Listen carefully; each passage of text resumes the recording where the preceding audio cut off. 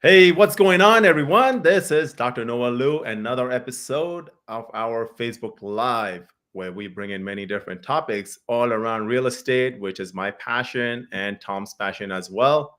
So I'm here with my friend and buddy and partner, Tom Bibi Varghese. So Tom is a serial entrepreneur. I'm a general dentist. For those of you guys who don't know me, I'm a co-founder of Secure Dental as well as Denvia, which is a dental virtual assistant company. And, together, Tom and myself, we've been investing in real estate and we wanted to bring many different opportunities to you straight into this group. So, without further ado, Tom, go ahead and take it off, man. All right, cool, man. Thank you for the intro. Good afternoon, everybody. So excited for another Facebook Live. Here we talk about real estate. My name is Tom Bibi Wargis.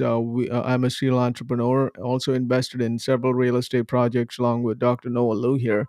And what we do is simply educate you guys on some of the best real estate out there. Today, we're going to talk about industrial real estate. This is one of the types of real estate that's getting a lot of action these days and a lot of attention from private equity, venture capitalists, and things like that because they're seeing the returns that's coming in from these.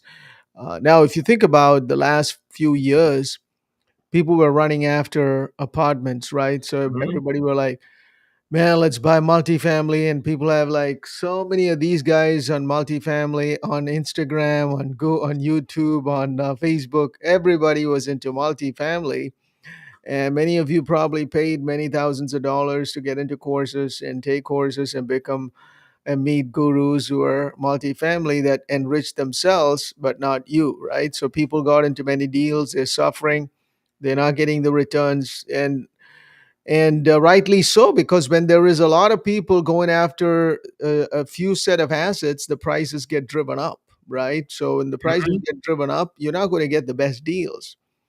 So Noel and I, we invested in several multifamily projects, but then we also invested in other types of assets and storage, industrial storage, along with that.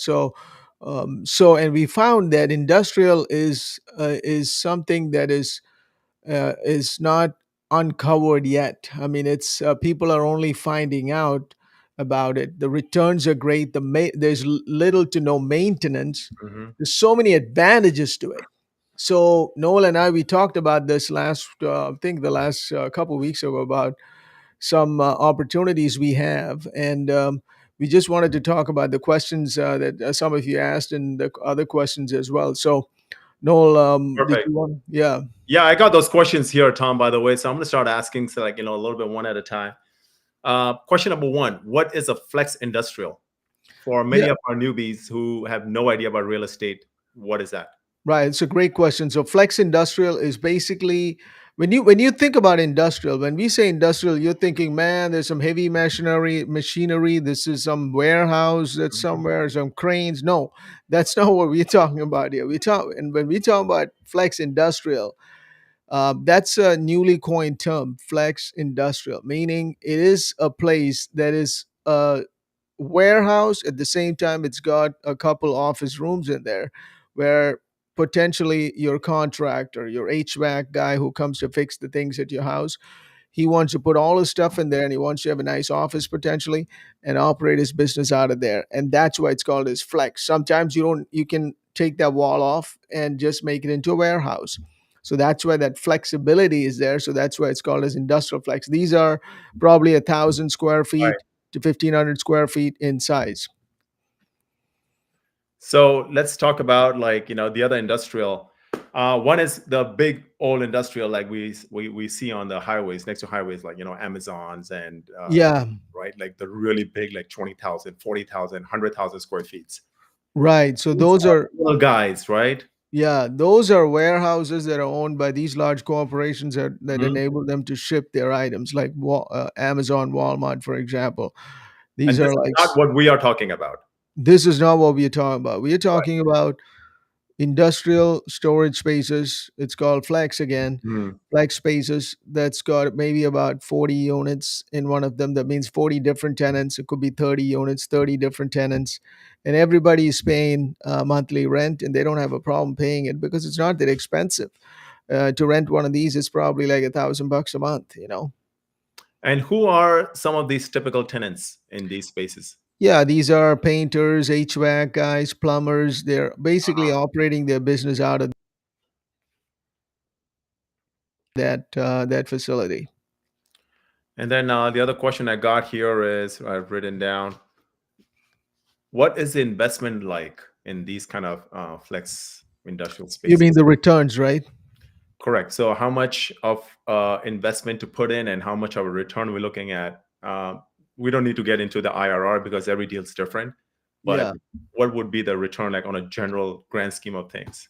We are looking at, I mean, some of these are 6 to 7%. If it's newer, it's a little less, but some of these are 8%, 7% cap rates, and that's the cap rate that you go in at. Then you go in and increase the rents, and you can increase the cap rate by doing that, and then increase the value of the building. One of the buildings we purchased 2 years ago for 3.6 is now valued at around $5 million because the rents went from 600 to 1,000. So you want to look for properties where the rents are not at market rate, meaning that there is opportunity to increase the rents and increase the value of the building. So there's several things you can do. So people go in with, come in with 50,000 in investment, or it could be 100,000, 50. Usually it's 50,000 to 100,000, Mhm.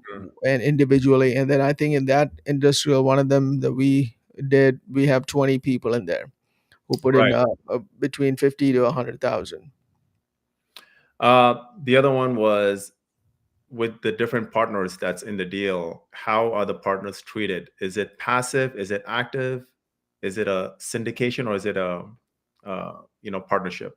What kind Yeah, that's a great question. So some of these are joint ventures, meaning like you'll be part of an LLC, of? and the other ones are syndication. So it's a mix of both. It depends on how fast we want to get something done. Syndication takes a little bit of time, so sometimes it could be a joint venture. And joint venture means you will be one of the members of the LLC. I personally like joint venture. What about you, Tom? Yeah, me too. I like joint ventures too. It's easier and everybody Easier to has set the it up. same right, Yeah, right? yeah. Precisely. One of them also was what's the long-term plan? So let's say, we get the property, what are we looking at? What is the exit strategy? I think that's what they're probably asking with a long-term plan. Yeah, we want to hold this for at least 3 to 5 years, increase the rents. And some of these, now we've got another strategy that's what we are implementing is we go in, many of these are run by not very smart people, right? Like, I mean, they're pretty smart to build this and rent it out, but they don't know too much about NOI and increasing the value and all that. So what we are doing right now, and this is pretty cool, is going and making all these into triple net leases. So basically, pretty much all the rent that you collect will be profit. Triple net means that all the other expenses related to the property, including taxes, insurance, many other things, maintenance, everything will be passed on to the tenants. And you're only left with the structural repairs like roof and maybe foundation and maybe parking lot, right? Everything else is the tenant's responsibility. So once you do that, you're increasing the value by almost double in a couple of years. And people love triple net assets, so that's another strategy that we're going to do at any property we're going to buy, and we are looking at currently maybe two of them right now. And with that being said, Tom, most of our dental colleagues, they are doing that with the dental offices anyways, right? Mm. They have their property and then they have the business and they're basically doing a triple net lease with their holding company that's owning their real estate. So it's for those of you watching, whoever knows exactly how this works, the triple net, it's pretty much the tenant pays for everything. And that's Yep. exactly what we are talking about here with the industrial space. Yep. Correct. Um, so this one other question was, what is a normal length of time for a tenant to be in that space? Yeah. Yeah, that's another great question. So it's not like a month to month deal. That's Hmm. another good thing about this. Once you sign the tenants, usually they are there. Usually it's a 1 to 3 year lease, and mostly it's 1 year. So And the thing is, most of them renew. Like if their business is doing well, which is in most cases like 80% of the time, their business is going to do well. They're going to be in, they're not going to want to pick up and move.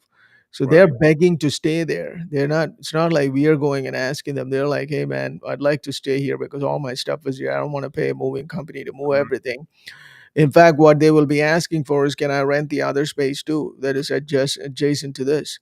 So what we do is that we put in 3% rent escalations.